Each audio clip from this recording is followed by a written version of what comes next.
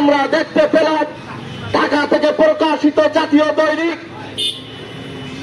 জনবাণীর সম্পাদক শফিকুল ইসলাম, ব্যবস্থাপনা সম্পাদক রাজু আহমেদ, বিশেষ প্রতিনিধি এবং পত্রিকাটির অনলাইন সম্পাদক আতাউর হোসেনের উপরে সন্ত্রাসী হামলার ঘটনা ঘটেছে। বারবার যদি এই গণমাধ্যমের উপরে হামলা মামলা নির্যাতন হয় তাহলে সেই রাষ্ট্র সঠিকভাবে পরিচালিত হচ্ছে না বলে প্রতীয়মান হয়। সবাই জানি যে সচিবালয়ে দুর্বৃত্তরা আগুন দিয়েছে,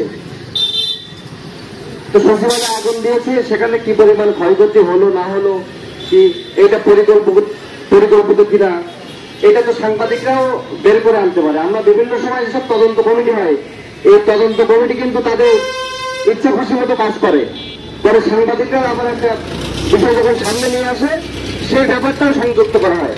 তো দেখলাম যে সেই সচিবালয় সাংবাদিকদের প্রবেশে কিন্তু নিষেধাজ্ঞা দেওয়া হয়েছে। এটিও কিন্তু একটি অন্যায়।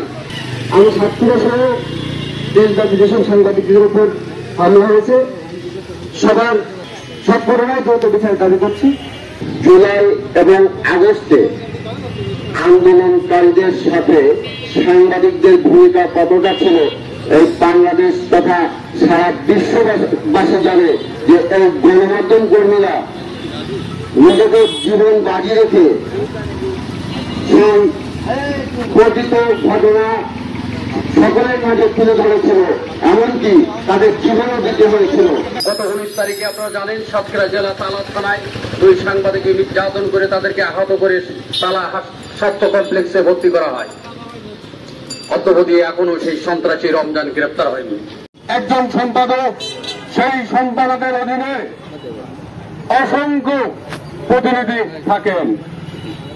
তারা সমাজের বিভিন্ন নিয়ম অনিয়ম এর সংবাদ পত্রিকার মাধ্যমে তুলে ধরেন, কিন্তু দুর্ভাগ্যের বিষয় সেই অনিয়মের রিপোর্ট যখন পত্রিকাগুলোতে প্রকাশিত হয় তখন সেই অসাধু দুর্নীতিপরায়ণ ব্যক্তিবর্গ তাদের উপর বরাবরই হামলা চালায়। দৈনিক জনবাণী পত্রিকার সম্পাদক ও প্রকাশক শফিকুল ইসলাম সহ 4 জন সাংবাদিকের উপরে গত বুধবার যে হামলা করা হয়েছে, যে সন্ত্রাসীরা দুর্বৃত্তরা হামলা করেছে, তার তীব্র নিন্দা জানাই।